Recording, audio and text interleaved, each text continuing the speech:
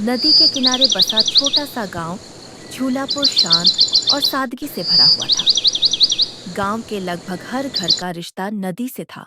कोई मछली पकड़ता था, कोई नाव बनाता था, तो कोई मछलियां बाजार तक पहुंचाता था। इन्हीं लोगों में से एक था गंगाराम। गंगाराम की उम्र लगभग 40 साल थी। उसका चेहरा नदी की धूप और हवाओं से तपकर कठोर हो गया था। माथे की झुर्रियां उसके संघर्ष की गवाही देती थीं, लेकिन आंखों में एक अजीब चमक थी, जैसे जीवन चाहे जितनी चोट दे, यह आदमी हार मानने वाला नहीं है। गांव के लोग गंगाराम को बहुत मानते थे। वह सीधा सादा और मददगार था, लेकिन उसका अपना जीवन हमेशा तंगहाली से घिरा रहा। उसका परिवार छोटा था, पत्नी गौरी, बेटा शिवा और बेटी राधा। गरीबी से जूझते हुए भी यह परिवार साथ साथ रहता था।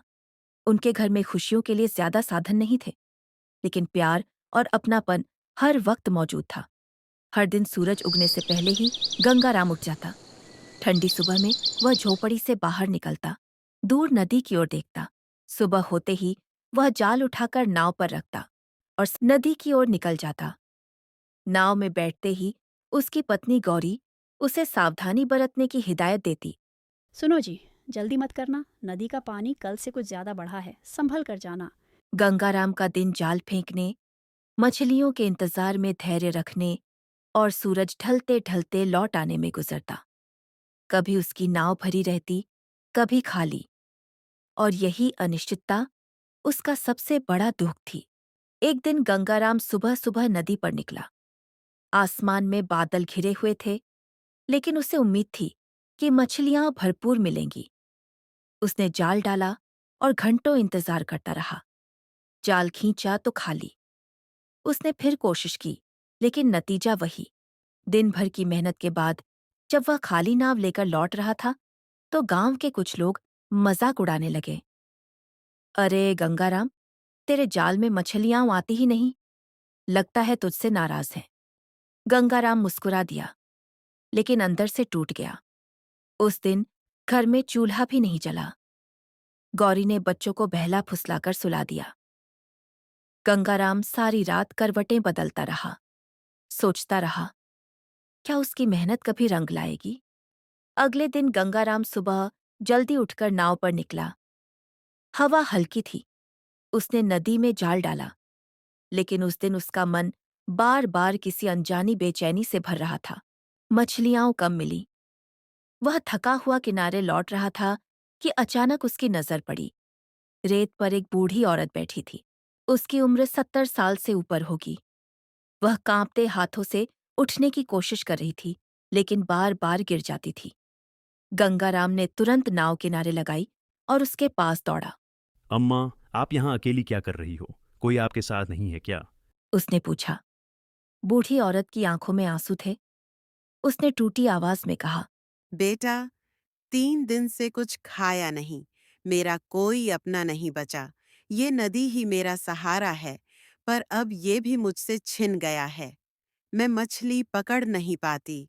भूख से मर रही हूँ। गंगाराम का दिल पिघल गया। उसने तुरंत अपनी नाव से मछलियों की टोकरी निकाली और उसके सामने रख दी। ये लो अम्मा, जितनी चाहिए ले लो। मेरे घर चलो, वहां खाना मिलेगा।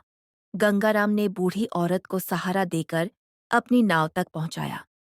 नाव छोटी थी, लेकिन उसने उसमें जगह बनाई और धीरे धीरे उसे गांव की ओर ले गया। रास्ते में बूढ़ी औरत बार बार नदी को देखती रही, जैसे उनसे कोई पुरानी याद जुड़ी हो।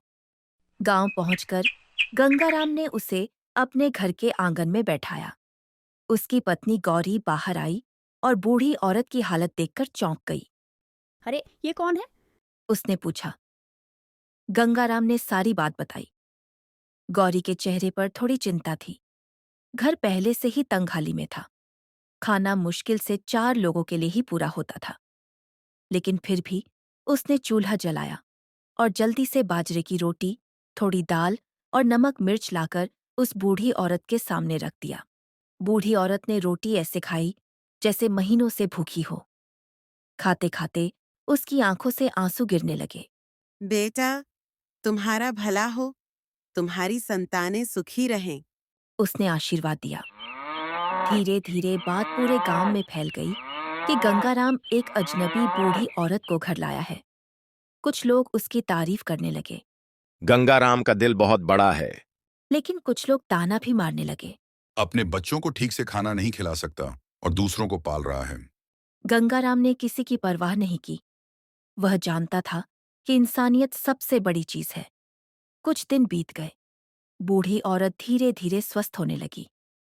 वह गौरी के साथ घर के छोटे मोटे काम करने लगी। बच्चों को पुराने किस्से सुनाती। एक रात वह गंगाराम से बोली, बेटा, मेरा नाम मुक्ता है। कभी मेरे पास भी सब कुछ था, घर, परिवार, खेत, पर सब बीमारियों और लालच की भेंट चढ़ गया। अब बस मैं ही बची हूँ। मैंने सोचा था कि नदी ही मुझे शांति देगी, लेकिन भगवान ने मुझे तुम्हारे पास भेज दिया। गंगाराम ने उसका हाथ पकड़कर कहा, अम्मा, अब आप अकेली नहीं हैं। जब तक मैं जिंदा हूं, आपको कोई तकलीफ नहीं होगी। उस दिन से मुक्ता अम्मा गंगाराम के घर का हिस्सा बन गई। बच्चों ने भी उन्हें दादी कहकर पुकारना शुरू कर दिया। एक दिन गंगाराम सुबह सुबह मछली पकड़ने गया। उसने जाल डाला और कुछ देर बाद खींचा तो देखकर दंग रह गया। जाल भरा हुआ था, बड़ी बड़ी मछलियों से। उसने इतना अच्छा शिकार पहले कभी नहीं किया था। उस दिन की कमाई से उसने बच्चों के लिए नए कपड़े खरीदे और घर में मिठाई भी लाई। गौरी हंसते हुए बोली, लगता है अम्मा का आशीर्वाद काम कर रहा है। गंगाराम ने भी महसूस किया कि जब से मुक्ता अम्मा उसके घर आई है, उसके जीवन में धीरे धीरे खुशहाली आने लगी है। एक शाम मुक्ता अम्मा गंगाराम के पास बैठी और बोली, बेटा, कल तुम नदी में दूर तक जाना। वहाँ एक जगह है जहाँ लहरें अलग तरह से घूमती हैं। वहाँ से तुम्हें कुछ खास मिलेगा। गंगाराम पहले तो चौंका, लेकिन अगले दिन उसने उनकी बात मान ली। जब वह उस जगह पहुंचा और जाल डाला, तो उसके जाल में सिर्फ मछलियां ही नहीं, बल्कि एक पुराना पीतल का घड़ा भी फंस गया। घड़ा खोलने पर उसमें चांदी के सिक्के निकले। गंगाराम हैरान था। वह तुरंत सिक्के लेकर गांव लौटा और पंचायत को सौंप दिया। गांव के बुजुर्गों ने उसकी ईमानदारी की सराहना की और पंचायत ने उन सिक्कों में से कुछ हिस्सा उसे ही दे दिया। उस दिन से गांव में गंगाराम की इज्जत और भी बढ़ गई। मुक्ता अम्मा मुस्कुराकर बोली, बेटा, इंसानियत का फल हमेशा अच्छा ही मिलता है। ऐसे ही दिन बीतते गए। गांव में बरसात का मौसम था। कई दिनों से लगातार बारिश हो रही थी। नदी अचानक उफान पर आ गई। पानी खेतों में घुसने लगा और देखते ही देखते गांव के आधे हिस्से में बाढ़ जैसी स्थिति हो गई। झोंपड़ियां गिरने लगीं, लोग चिल्लाने लगे और बच्चे रोने लगे। गांव के कई परिवार अपने घर छोड़कर ऊंचे स्थानों की ओर भागने लगे। लेकिन तभी खबर आई कि 2 छोटे बच्चे नदी किनारे की झोंपड़ी में फंस गए हैं। उनके माँ बाप मदद के लिए चिल्ला रहे थे, लेकिन कोई पास जाने की हिम्मत नहीं कर रहा था। नदी का पानी बेहद तेज था। कोई भी उसमें उतरे तो सीधे बह जाता। गांव वालों की भीड़ इकट्ठी थी।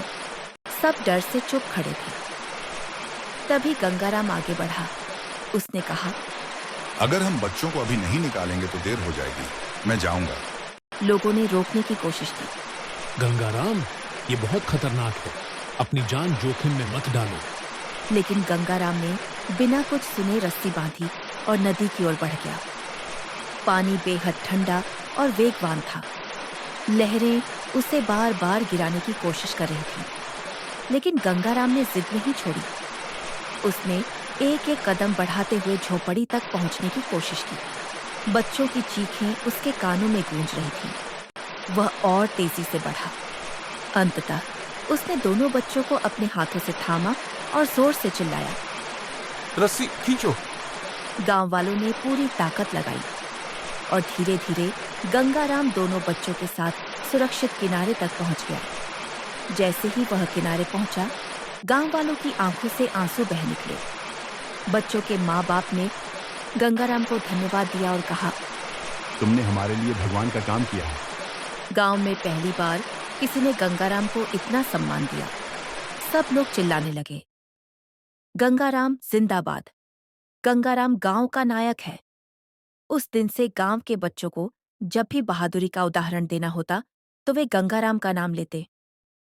रात को जब सब शांत हुआ तो मुक्ता अम्मा गंगाराम के पास आईं और बोलीं, बेटा, इंसान की असली पहचान उसके धन या दौलत से नहीं होती, बल्कि उसके कर्मों से होती है। आज तूने अपने गांव को दिखा दिया कि असली अमीरी दिल में होती है। गंगाराम ने सिर झुका लिया। उसके चेहरे पर थकान थी, लेकिन दिल में एक अजीब सी शांति। गंगाराम की जिंदगी के ये दोनों प्रसंग, पहली बार जब उसने बूढ़ी औरत की मदद की और फिर दूसरी बार जब उसने गांव के लिए ईमानदारी और निस्वार्थ सेवा दिखाई, ने पूरे गांव की सोच बदल दी। गांव का बदलता नजरिया, जो लोग पहले गंगाराम को केवल गरीब मछुआरा समझते थे, अब उसे गांव का अभिमान कहने लगे। उसकी झोपड़ी भले ही छोटी थी, कपड़े भले ही पुराने थे, मगर उसके कर्म बड़े थे। बच्चे उसे आदर्श मानने लगे। जब भी गांव के बुजुर्ग किसी बच्चे को समझाते तो कहते, गंगाराम जैसा बनो, जो बिना किसी स्वार्थ के सबकी मदद करता है। एक रात गंगाराम नदी किनारे बैठा जाल बुन रहा था। चांदनी में उसकी आंखें चमक रही थीं। पास बैठी मुक्ता अम्मा ने पूछा, बेटा, तू इतनी मेहनत करता है, पर खुद के लिए कुछ क्यों नहीं जोड़ता? गंगाराम मुस्कुराया और बोला, अम्मा, मैंने सीखा है कि धन तो मिट्टी है, मगर दूसरों के लिए किया गया काम हमेशा याद रहता है। अगर मेरे जाने के बाद लोग मुझे अच्छे कर्मों से याद करें, तो वही मेरी सबसे बड़ी दौलत है। मुक्ता अम्मा की आंखें भर आईं। उन्होंने मन ही मन दुआ की कि हर गांव में गंगाराम जैसा इंसान पैदा हो।